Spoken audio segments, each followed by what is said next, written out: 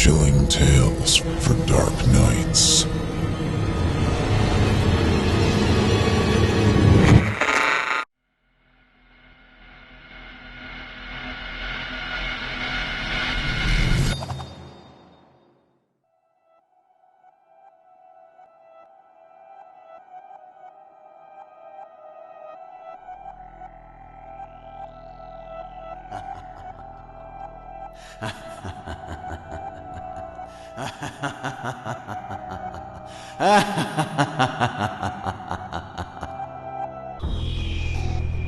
Come one, come all to our matinee of madness, and partake in this theater of the mind. Welcome to the Simply Scary Podcast, Season 1, Episode 5. I am your Master of Ceremonies, G.M. Danielson.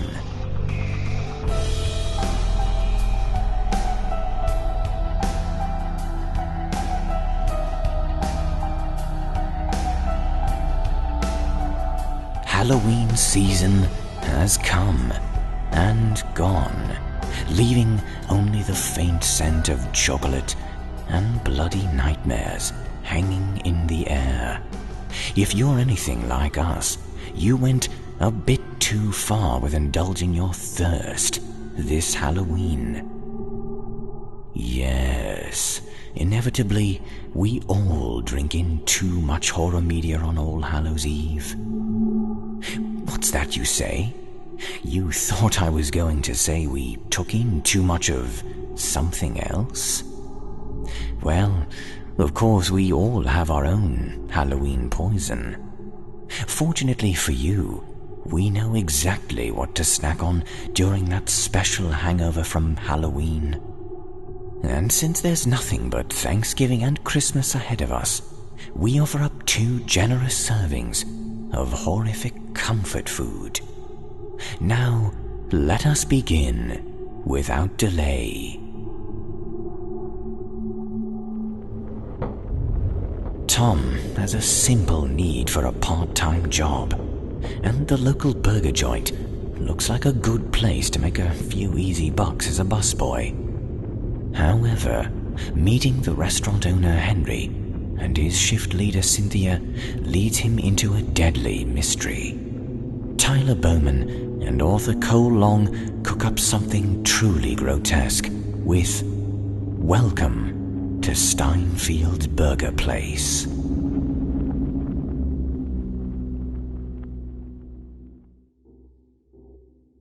Steinfeld's Burger Palace was a popular joint in my hometown. Sometimes you'd have to reserve a spot a week in advance just to get a table. The diner was known for its famous Henry burgers, which were named after the owner, Henry Steinfeld. Henry was a very secretive man, always kept to himself and never let anyone into his personal bubble. He was extremely heavy-set, well above average height, and having some physical deformities. He always stayed in the back so he wouldn't have to talk to anyone. The only time his customers would see him was very late at night when he left the shop or if you asked for him. The first time I met him was the summer after my senior year of high school. I needed a part-time job and saw he was looking for a busboy. One day around lunchtime, I decided to stop by and give Henry my resume. As I walked in, I noticed there were only a few people seated in a booth in the back of the diner, stuffing their faces with burgers about 3 inches thick, juices running down their chins. After a few minutes, I heard the kitchen double doors open. Very slowly, loud, heavy footsteps came in my direction. "Can I help you?" I heard the vehement rumble behind me. I turned around as Henry stood there and glared at me. I took a few deep gulps to get my nerve up and handed him my resume. I nervously stood there as he investigated the paper up and down, analyzing it like a police report. "You want to work here?" He looked down deep into my eyes as he towered over me like a giant. "Yes," I realized was the only statement I could muster up. He stood there for another few minutes, looked at me with his lazy eye. The sweat on my forehead dripped on my white button-down shirt. Stains erupted on my armpits as anxiety built. Come in tomorrow, 3 p.m. sharp. He handed me the paper, and I watched him as he waddled back to the kitchen. I got there exactly at 3 p.m. the following day. I closed my eyes and took several deep breaths as I opened the door to my new job opportunity. At the counter, I noticed Henry was waiting on my timely arrival. "You made it," he said, looking at his watch. His booming voice echoed off the walls like a cathedral. "Come with me."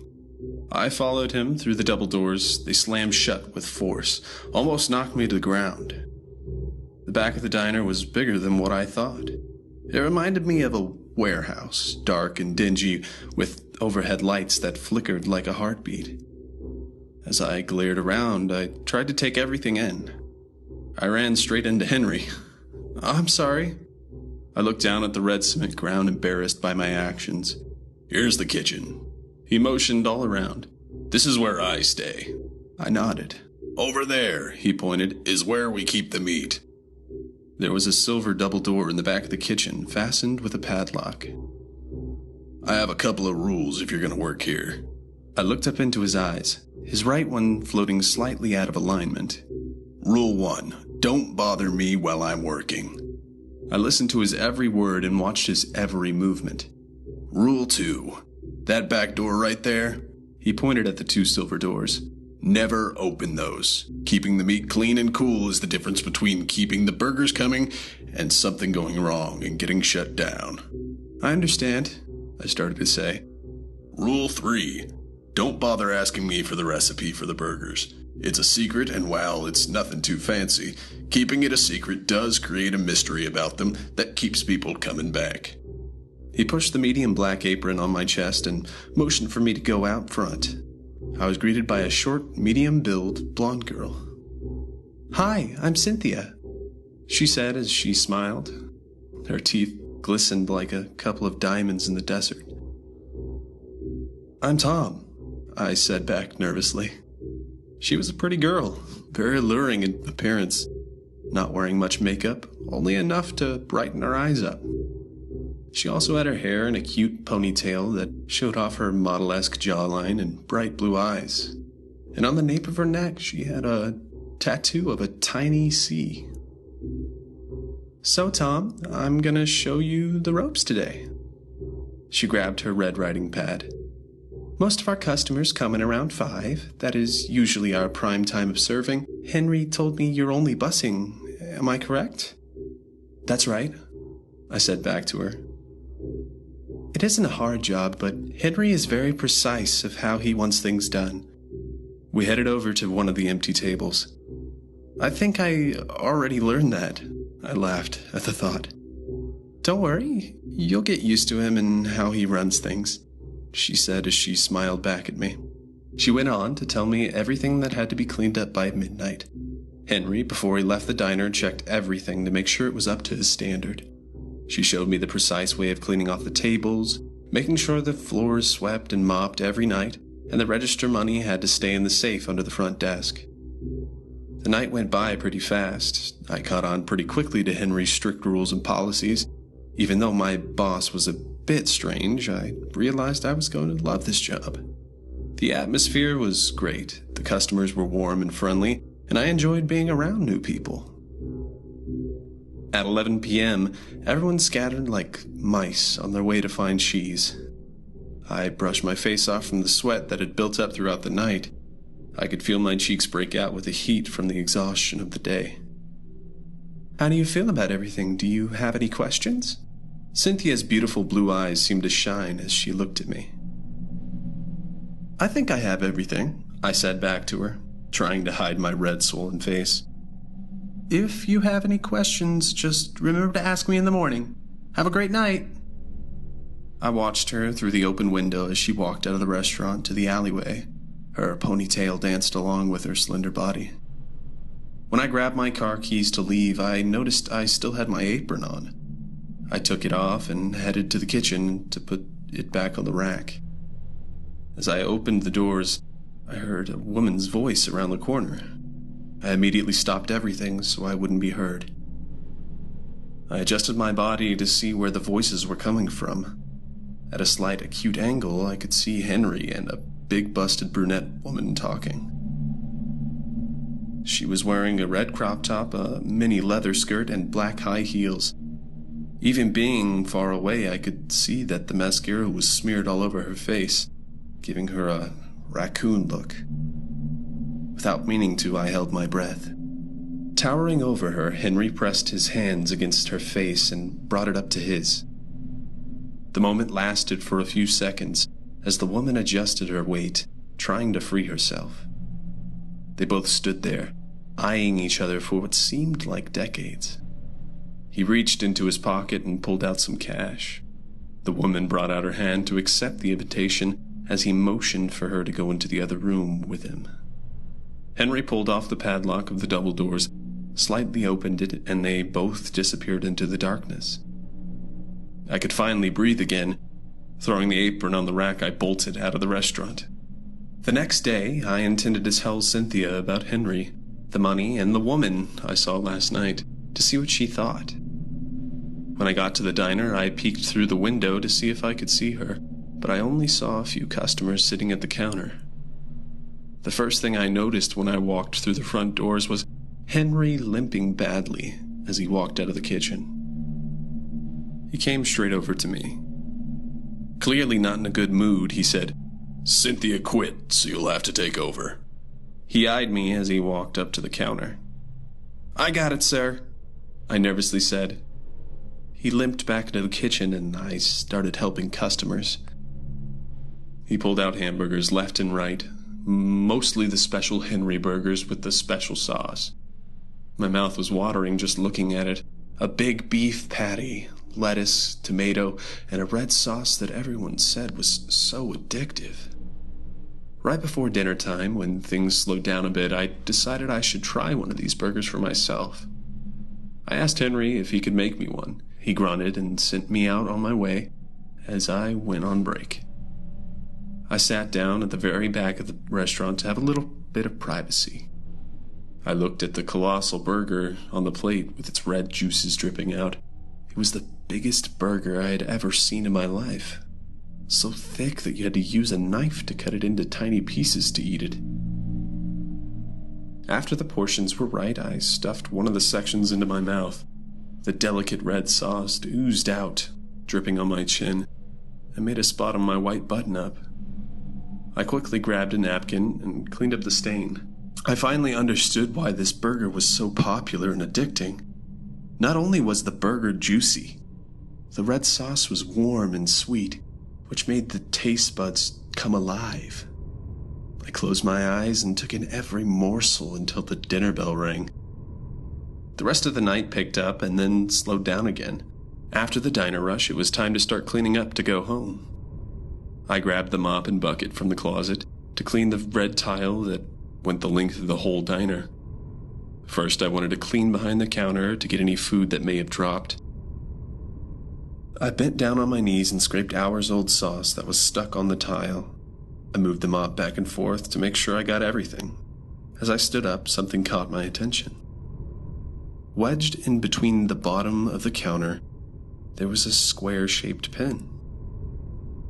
With a little force, I could get the pin out from the tiny hiding place.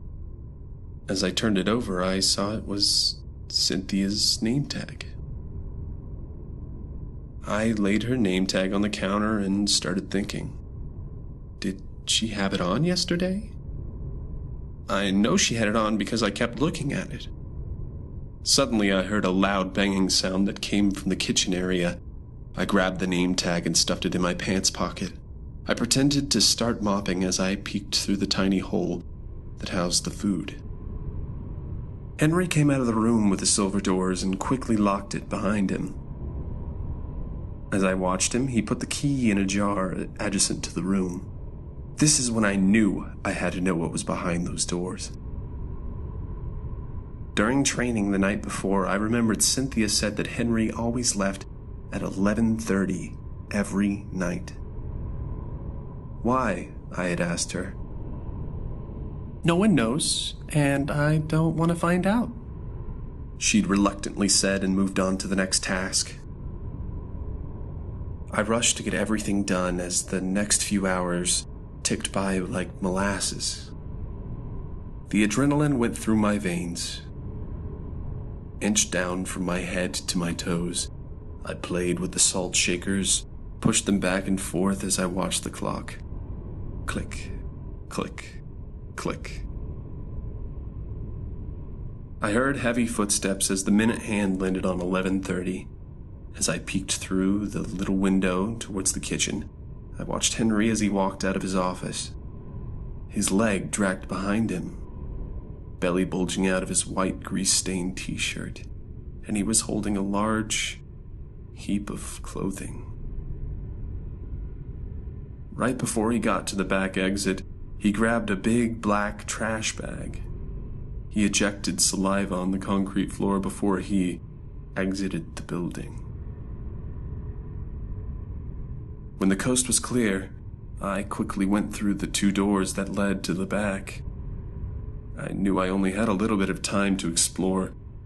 I first looked around the room. Everything looked normal to me. The stove was off, but the little light above it was on. As I walked around, the main fluorescent lights flicked, signaling that I needed to hurry. I saw the door to his office, the only wooden object in the whole building. The door squeaked loudly when I opened it, echoing through the room. I turned on the light so I could see the room better. There was nothing but clothes in his room, put in a big pile right in the middle of the floor. I walked over and started looking through it.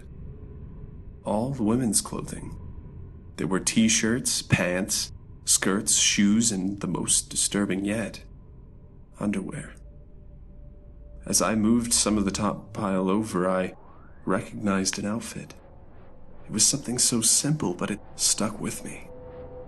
A red crop top, a mini leather skirt, and black high heels. I picked up the red top and examined it. I could still smell the fragrant, flowery perfume. I dropped the shirt, moved back the pile, and left the room. When I turned around, the 2 silver doors called me.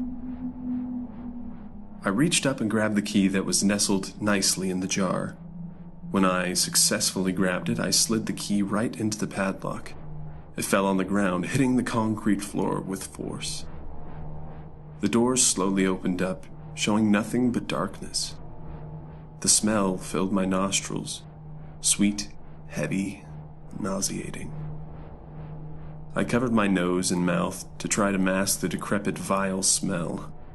As I turned on the lights, it flickered for a second, trying to gain its heartbeat. At first, I thought my eyes were playing tricks on me.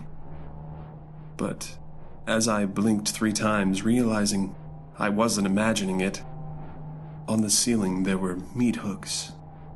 The ones that hang down from a long metal chain. Normally, butchers use these for pigs and cattle, to hang the meat up after they're done skinning the animal, but on these meat hooks were skinned human body parts. Right in front of me were legs, torsos, arms, moving back and forth on the hooks like dust in the wind. In the corner, the corpses were piled up in disordered mounds, scattered here and there. An immense haunting buzzing filled the air. Thousands of heavy blue flies were hovering over the bodies, the pools of blood, the fecal matter. I wanted to close my eyes or put my hand over my eyes. And at the same time, I wanted to look as much as I could, and by looking, to understand this incomprehensible thing.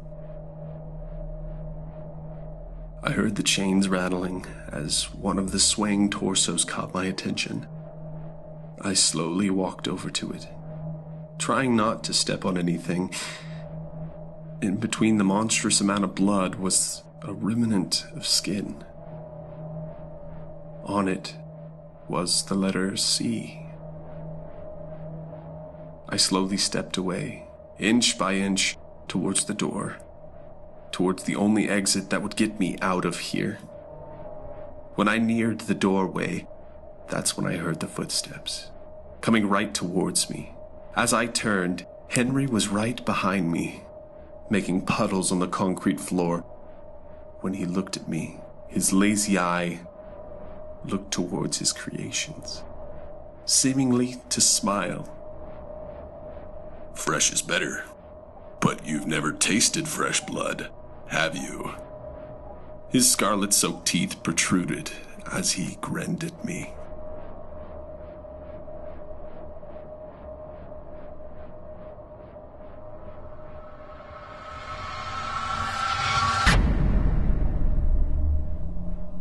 Well, children of the dark, it turns out that our hero Tom went from busboy to meal of the day in just a short while.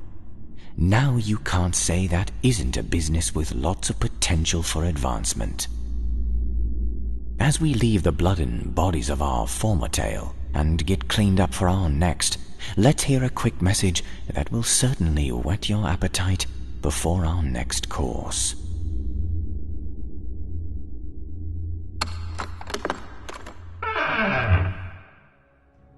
Behind every closed door lies the unknown.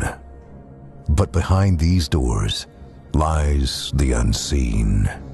Your curiosity begs, but will you dare to open them? From author James Dermond comes an anthology of 6 stories which touch worlds beyond your daily reality. Doorways to the unseen. Pass through these doors and experience places that seem real, but present visions of unimaginable horror. A summer escape becomes an inescapable nightmare of death. An attic containing a dark family secret and a warning for the living. An internment camp where the tormentors become the tormented. A small town engulfed in an unnameable madness. A mundane setting turned inside out. And a remote mountain monastery which shelters a frightening ancient presence. Doorways to the unseen. Available on Amazon and Barnes & Noble. Find out more at jamesdermond.com. Doorways to the unseen.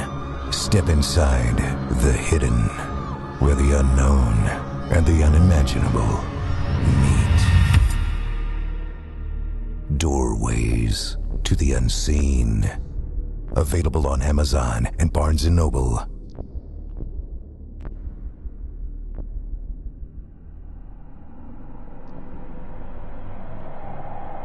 Ooh, hope you're enjoying this tasty episode for after Halloween. Now, just to point you in the right direction here, folks, I need you, after the show, to go to simplyscarypodcast.com. At the top of the page, you'll see the patrons link. Become a patron and you can help support us to create the kind of horror entertainment that you deserve. Now, back to our show.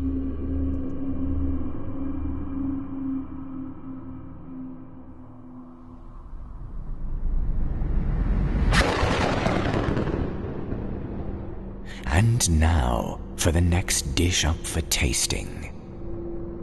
Picture, if you will, a man sits in a greasy spoon diner, enjoying the stale atmosphere for what it is. But the peaceful climate waits to be broken. Danger is coming.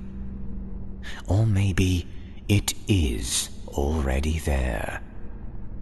Please enjoy Stuart Kurth's recipe for a startling performance of Darren Totem's tale, Diner.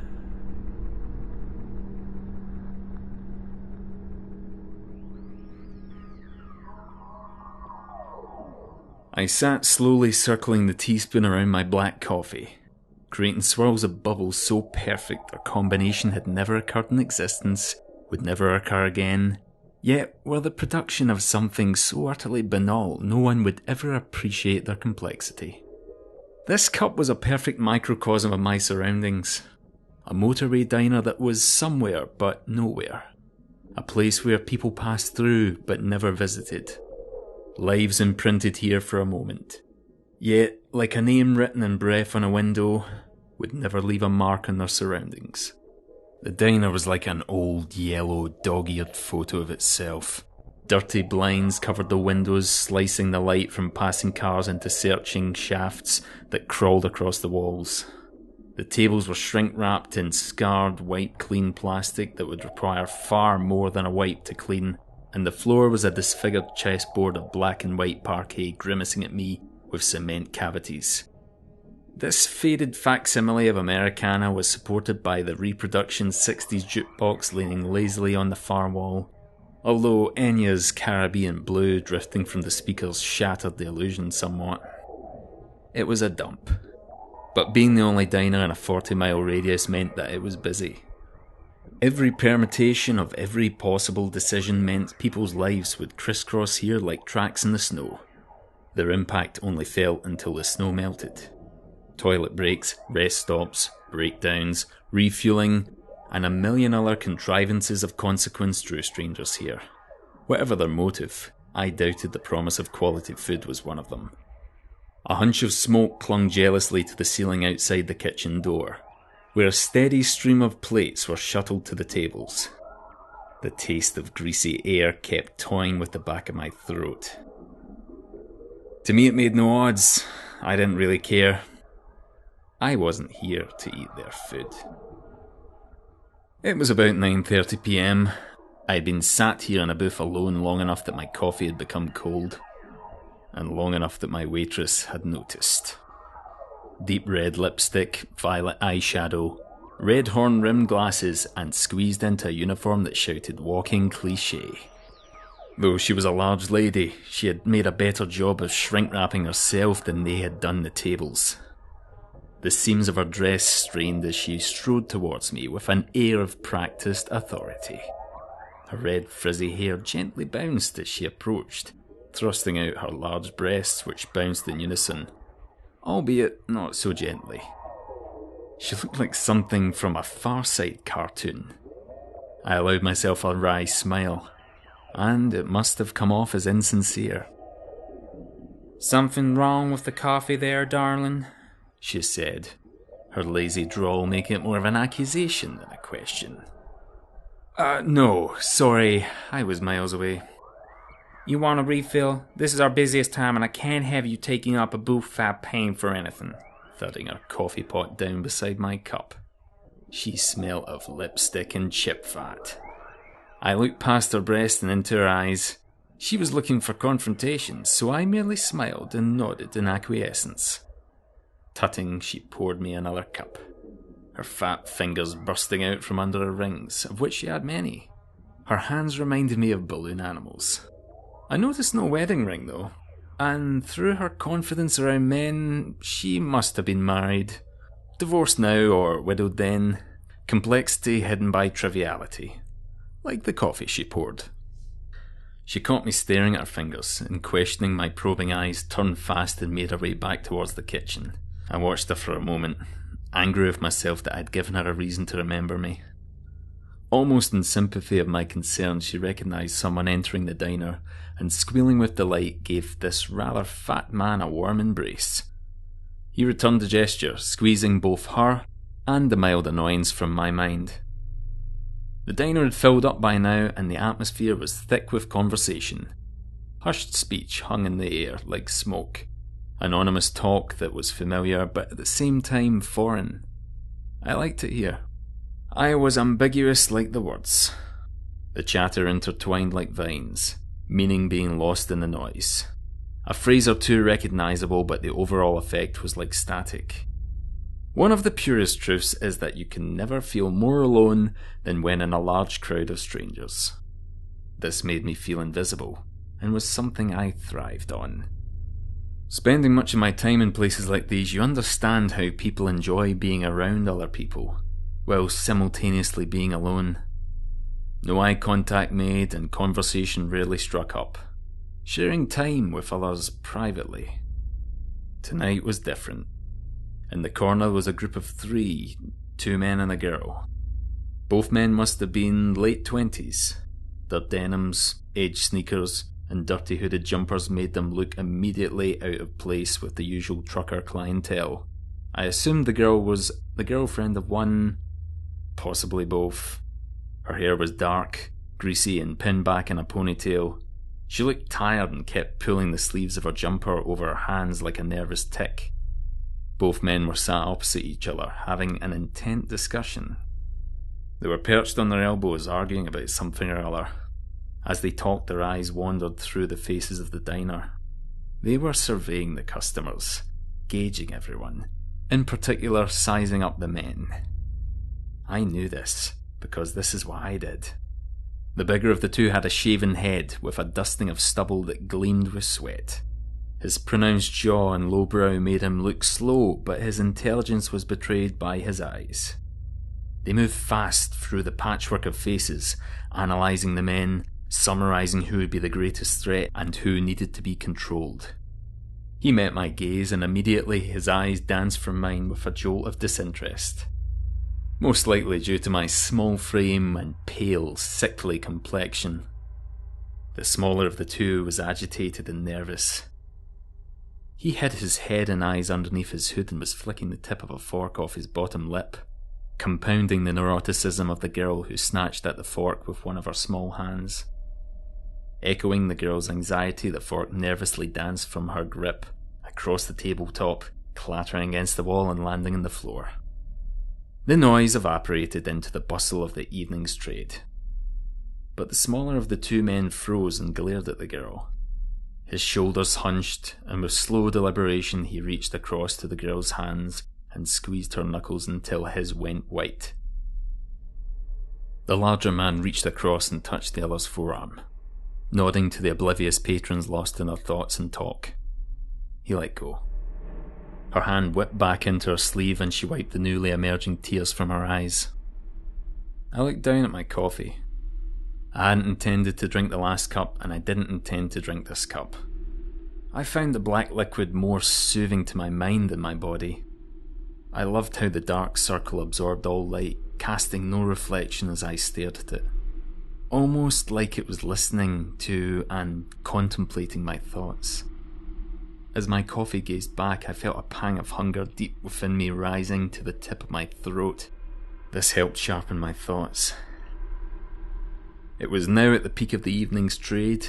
I would normally act, but the situation had become dangerously unpredictable, with the addition of the three strangers. We were at opposite ends of a chessboard, but only one side knew they were playing. It hardly seemed fair. The larger of the men reached out and held the girl's hands in his. He spoke softly and deliberately to her for a moment, and pulling a sports bag from under the table, digging through its contents, he handed her something wrapped in a dirty towel. She stood and tentatively made her way towards the entrance, quietly slipping out the front door, careful not to open it wide enough that the bell perched above the frame rang. She'd no doubt stand outside, guarding the entrance and blocking off anyone trying to get out, whilst keeping watch. She was hardly intimidating, so I assumed she'd have a gun on her. No doubt they all would. As I watched her shadow framed by the moonlight steady behind the thin blind of the entrance, I felt the leader's eyes settle on me. Ignoring his gaze, I rubbed my temple, feigning a headache. I didn't want to give him any reason to approach me first. Feeling his eyes leave me, I looked up as he began to climb onto the table. Some other heads followed in mild amusement as he stood to his full height, forcing attention from the bewildered patrons. My waitress propelled herself from behind the counter, firing a volley of expletives, but the words travelled further than she did, freezing mid-stride, her jaw hanging slack in recognition of the object now unveiled in his hands. The entire diner was combined in a moment of silent incomprehension before he raised his sawn-off shotgun and released a blast of buck into the styrofoam ceiling tiles. In the small confines of the diner, the noise was absolutely deafening, and seconds later the ringing in my ears was replaced by a chorus of terrified screams. A tidal wave of human emotion overcame my senses, a harsh, painful noise that made me close my eyes and grit my teeth. Male or female? It's always hard to tell which is which when someone is truly scared. The shot must have gone through a strip light as the remaining lights joined in with the panic, blinking on and off in terror-stricken fear. Dust rained from the demolished ceiling tiles like ashen snow. the malfunctioning bulbs causing a strobe effect, giving the scene the look of a stop-motion nightmare. The lights managed to catch their breath and lit the entire scene in harsh reality, just as the leader brought the butt of his gun down on the head of the waitress's fat friend, who attempted a clumsy run for the kitchen. An exclamation mark of blood sparked from his skull and he collapsed, moaning into a crumpled heap on the vinyl-tiled floor. There was a sharp pause of bewilderment, but then the screams began anew with renewed vigour. The shooter had begun to shout, and as his words took hold of the patron's attention, the screams wilted into sobs, and silence slowly descended across the diner. A heavy grey veil of violent intent had rolled over the room, a veil so heavy it bowed the heads of everyone, forcing their eyes to the floor. If you hadn't already guessed, this is a feckin' robbery. We're just here for the till money, and your bloody money, that's all. We're not here to hurt anyone. I'm sorry about that poor fella, but I had to show you we weren't arsing around. We've done this before and we're bloody good at it. So no heroes, okay? It's just bloody money, and we need it more than you do. He was Irish. Dublin, I guessed. His relaxed brogue seemed to antagonise the intent of his language, but his exaggerated curses caused some to cower even more, as if the words themselves could cause harm. Your man here's gonna come round with a bag. I want your wallets, phones, and car keys. No one talks, just put everything in the feckin' bag. Until he comes around, keep your eyes on the ground and your hands on the table. You don't want to die in this hole now, do you? He let his words hang in the air for a moment, the silence almost as hostile as his words, daring someone to retaliate. There was no reply. He had his captive audience. The smaller of the two pulled his hood back as he approached the first table with an open duffel bag. Seeing him now in the light, he was younger than I first guessed, although it was hard to tell as his face resembled a crushed ball of paper. Complementing his visage was a plaster over a recently broken nose, the redness from the injury radiating out across his cheeks, forming blue and purple tipped wings under both eye sockets. His hairline seemed to be as repulsed by his face as everyone else, and was making a hasty retreat across the top of his skull, leaving a few wispy footprints in its wake. He was a user, barbiturates most likely by the sorry state of his skin, like tissue paper caught in the branches of a winter tree. His flesh clung so closely to his bones that he looked like a bloodless ghost. I visibly flinched at the thought, and this is when he noticed me. You there, get your wallet out now. Irish also, although the accent was further south. It was difficult to pinpoint as the drugs had seemingly ravaged his brain as well as his body. Calm down, John. Do the tables and I'll keep an eye on him. You might want to do what my friend said and get your wallet out there, son. Your man there's a little nervous and I'd rather he didn't make a mess. The leader had climbed from the table and taken position by the till, holding on to my waitress's hair who was on her knees by his feet. She was trembling so much her blouse appeared to be vibrating, and her meticulous makeup had morphed into twin black streams that ran from her eyes into a red bloom around her mouth that was formerly her lipstick. I held up the palm of my left hand as I put my right into my shirt pocket, pulling out $40 and $5 notes, and threw it onto the table surface. The notes extravagantly fanned out as they hit the table, as if to proudly emphasise their lack of value. Is that it? Keys and phone there, son. Come on now, we're not playing around.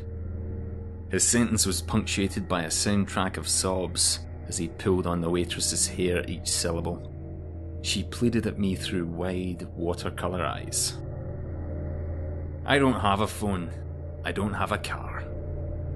I spoke to the leader, but my eyes stayed with the addict. What the feck you looking at? You stupid... He was cut off by a guffaw from his friend. Ha! You're Scottish? No wonder you only had $40 on you, you tight bastard, you. I'm afraid I'm gonna have to address the obvious white elephant in the room here though, fella. Why would you be at a freeway diner if you didn't have a car now? I don't need a car. I don't use a mobile. Please, son, just give them what they want. We all want to get through this. A whimpering voice drifted over from somewhere to my right. Could have been any one of them. You might want to listen to your man there, Jock. We're in a hurry, you see. I held both my hands in the air and shrugged, while still holding the addict stare. I gave him a smile. He pushed the bag onto the floor, picked up his shotgun and came towards me. He seemed so weak that he had to rest one hand underneath the barrel to support his weight. I slowly put my hands face down on the table, careful not to break his gaze as he approached me. His exaggerated skill making his facial bruising look like oil and water. Without the gun, he would pose no problem. With the gun, much the same. Now, John, calm down now. We said we're gonna be clean and quick. Will you just get the bag and we'll be done? What you looking at, you manky freak? John stood in front of me, forcing his chest out with every sinew in his being. He clearly thought I was no threat. I held my smile. He violently thrust the tip of the barrel into my forehead, jerking my head back against the seat. My sight blurred for a moment as a cold trickle of blood welled in the corner of my eye from the semicircular gash in my forehead. As the blood caressed its way down the underside of my chin, I gave John an even bigger smile, this time a large, toothy grin. Through his self-inflicted fog of substance abuse, his brain struggled to make sense of what he'd seen, but in an instant the mist cleared and he turned in revulsion, just as the girl burst through the front door. There's a truck pulling into the car park. What's taking so long? She said. He's a fuck. That's all John managed as I quickly rose up from the table, grabbing his gun arm and yanking it away from his body. His weak frame relented in my grip, and using his arm to point his gun at the girl, I cradled his jaw and neck in my right hand, holding his face level with mine and looking directly at the leader. He levelled his gun at me, letting go of the waitress's hair. She clumsily crawled on her elbows under the nearest table, which made a poor job of concealing her considerable rear. Okay now, fella. Don't do anything rash here. We were never gonna hurt anyone. We were just here for the cash like we said. Just shoot this sculpture. I squeezed John's jaw tightly, and I felt his drool run down the palm of my hand as he started choking in his own tongue. Don't hurt him or I'll shoot you, pal. Two of us, one of you, fella. Put him down and leave. Take the gun if you like, but just go. I turned my head, looking at the girl. It must have begun to rain outside as her black hair was flattened to her head and the night's moisture shined across her red cheeks. She was aiming the gun at me, but her shoulders were pushed far back, betraying the fear in both the weapon in her hand and its intended target. Under the grime and misfortune, she was a pretty girl. Her green eyes nestled in teary hammocks that broke when she blinked. Put the gun down, turn around, walk away and forget about tonight. This is not you. Call your family, tell them you're sorry and go home. I spoke softly and deliberate. She glanced at the gun in my hand, and I lifted the barrel towards the ceiling. She looked over my shoulder at the Irishman who was still pointing his gun at the back of my head. Jess, don't you feckin' go anywhere. This freak is just trying to scare you. We're in control. Your parents don't need you, Jess, but right now I do. Holding her eyes in mine, I shook my head. She took a step back towards the door and slowly lowered the gun. Her shoulders began quivering in time with the tears that were now streaming down her face. Keep your feckin' gun pointed at this prick, Jess. I'm sorry, Joe. I can't. She knelt and put the gun on the ground, and as she stood again I gave her a reassuring nod, and she quickly slipped out the door into the cool night air. No! You can't! I pulled back John's head, straining his neck and putting pressure on his already injured nose. His eyes pleaded and jolted from side to side in fearful discord. The same cowering voice came again from the corner of the diner. Please, let us go, sir. We're just customers here and have no quarrel with either of you. Please let us leave and none of us will call the police. You could almost taste the subservience. It disgusted me. Sit down and shut up. Eyes now trained on me in a cacophony of confusion. If they thought I was their saviour, they were wrong. Okay now, Jock, we'll call this a day. I'll put the gun down now and follow my girl out. Just let go of my friend there and... Come closer. What? Come closer and we'll talk. Just the three of us. Keep the gun pointed at my head if you like. Like a child approaching the end of a diving board, he edged towards me until the barrel of his gun touched the skin of my throat, and our free faces were a breath's width apart. John's eyes darted furiously between us as his hot, panicked breath tried to force my hand away from his face through his nose. Go on then. I laughed. Of all the diners, you chose this one tonight.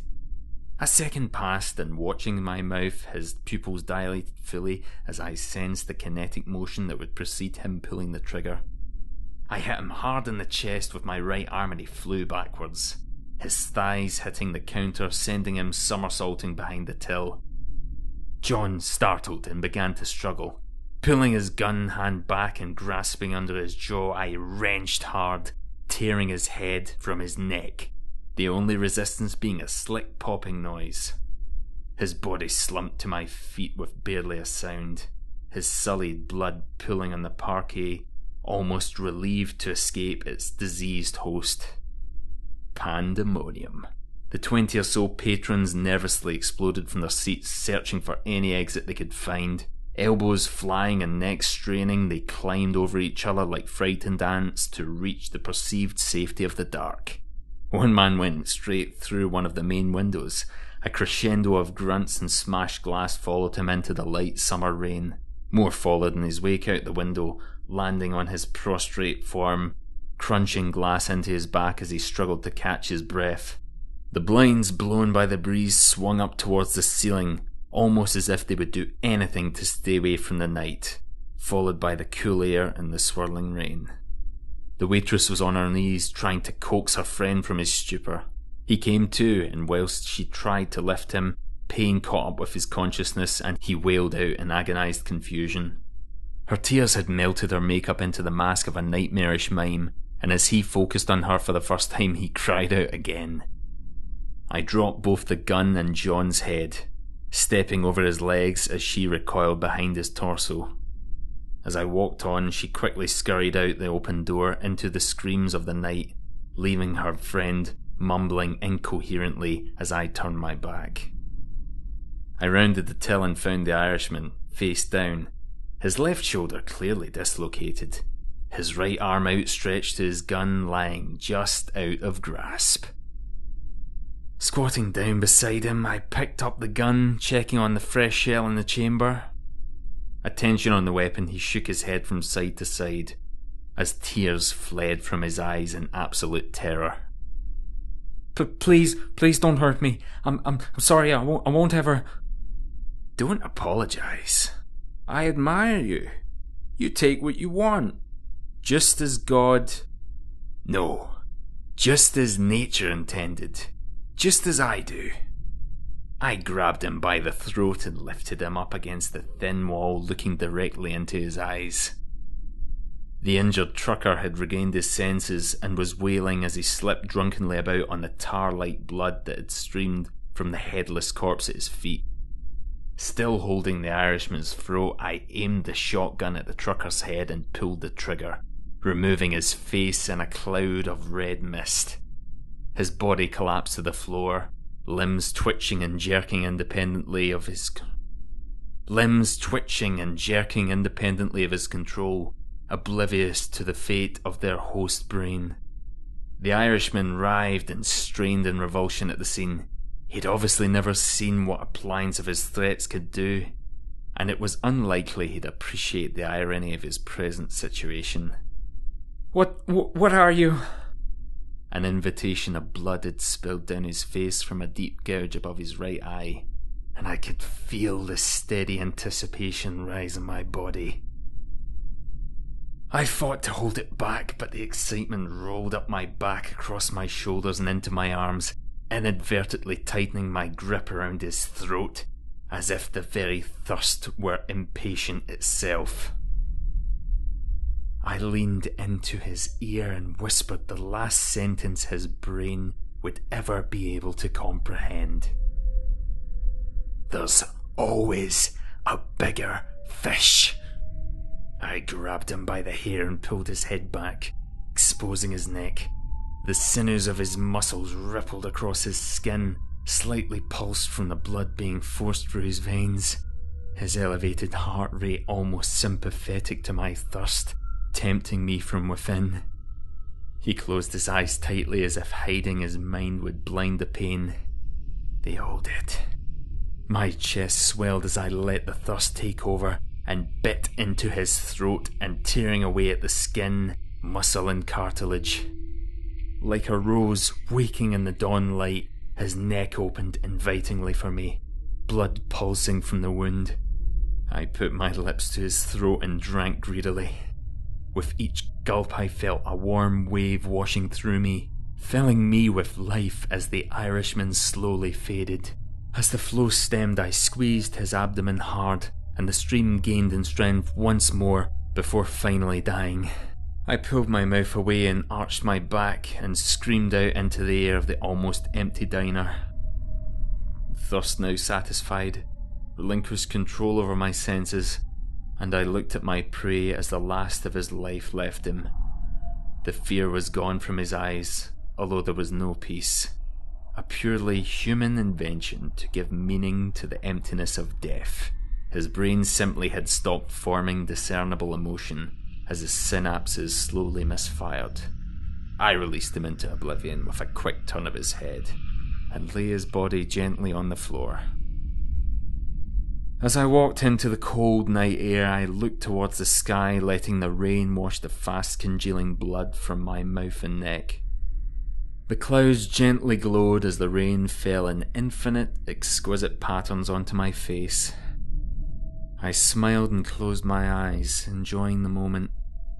The invigoration of my meal mixing with the godlike feeling of power that only the hunt can give. As the rain intensified into hard, unforgiving sheets, I looked across the parking lot, and the remains of the patrons who had left the diner in such haste moments earlier. Heads, arms, viscera. A result of a feeding frenzy. The teeming rain mixed with the steam rising from the still warm blood painted like a carpet across the lot. The younger ones had no control. Their hunger was driven by pure, ancient instinct. That's why I kept them outside, in the shadows, until the time was right.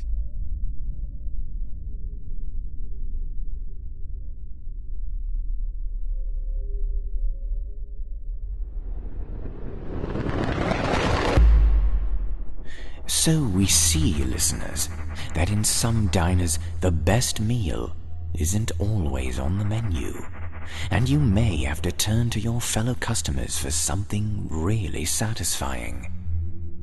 Just one more word from friends of the Simply Scary podcast, but stay tuned for some exciting news and how you can become part of the mayhem. How you can become part of the fun.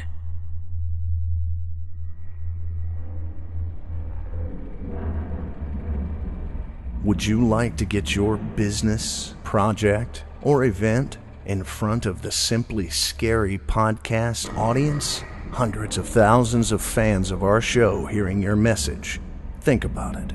You can join us in supporting the Simply Scary podcast by helping to sponsor our show, and in return, we can put you in front of our audience.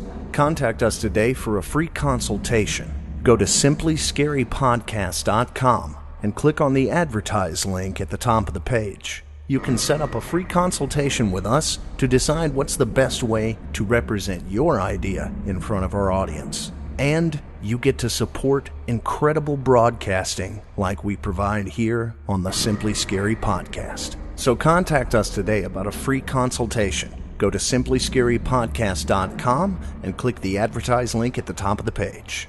And now for the finale of our show.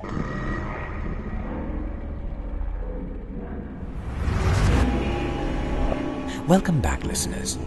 Now, keep those ears open as we let you in on some of the behind-the-scenes planning and frightful fun to come. First, it is time to reveal our selected review for this episode, and it is none other than... Drum roll, please! A fan to end all fans, the generous provider of a great review, Say Hedgehog. Say Hedgehog writes, "The Chilling Tales for Dark Nights team has hit it out of the park with a show. Their voice actors are top-notch, and they always have stories sure to provide thrills. Simply Scary is spot on. If you are a horror fan, don't skip this podcast." Thanks for your feedback, Say Hedgehog. It's comments like yours which keep our gutsiness going with gusto. You will need to email us a screenshot of your iTunes account page with your screen name pictured to verify your iTunes account and send it to contact@simplyscarypodcast.com to claim your prize. Remember, you too can have your comment read on the show, but only if you subscribe to us on iTunes and leave a review, preferably with 5 stars. We just love to see all those stars. Now that the Evil Idol competition has come to a regrettable but fantastic end, it's time to announce the champion's new show, the True and Scary Podcast. It will be a program where we take real horrifying news and horrifying events and adapt them into even scarier audio dramas. Stay tuned for its arrival on iTunes, Stitcher, etc. We'd like to thank everyone who took the time to vote for the host. You can also support our creation of new audio plays by visiting chillingtalesfordarknights.com/patrons and signing up for a membership. For as little as $2 measly and maggot-ridden a month, you get high-quality audio recordings, including many unreleased ones, isolated music tracks, and short films, all available to download and play offline. For horror authors out there who'd like to see their stories adapted to audiobooks, contact us at simplyscarypodcast.com or reach out to us at contact@chillingtalesfordarknights.com. We can provide you with a great opportunity to terrify new audiences at competitive rates. If you think your story is creepy enough for the podcast, visit simplyscarypodcast.com/submit-a-story/ and we'll see if your story is simple and scary enough for us to work our magic on it. If you are interested in sponsorship opportunities for your business or event during our show, click on the advertise link at the top of the page on simplyscarypodcast.com. Thank you for joining us for our broadcast. I'm your host, G.M. Danielson. Remember, listeners, if you let your dinner get cold, it will start shivering. We will see you next time when we show you that there is nothing simple about being scared. Unless, of course, it is the Simply Scary Podcast.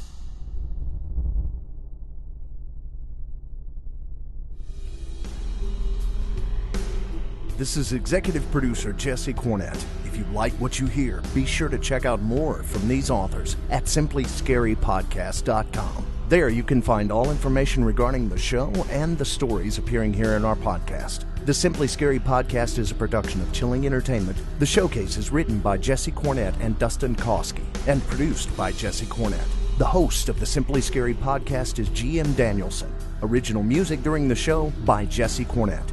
This broadcast was directed and created by Craig Groshek. Be sure to look for the Simply Scary Podcast on iTunes. And if you like the show, leave us a 5-star review. Comments or questions? Email us at contact@simplyscarypodcast.com and check our website for more information. While you're there, consider clicking on the patrons link at the top of the page to help support our show. Copyright Chilling Entertainment LLC 2016. Thanks for listening.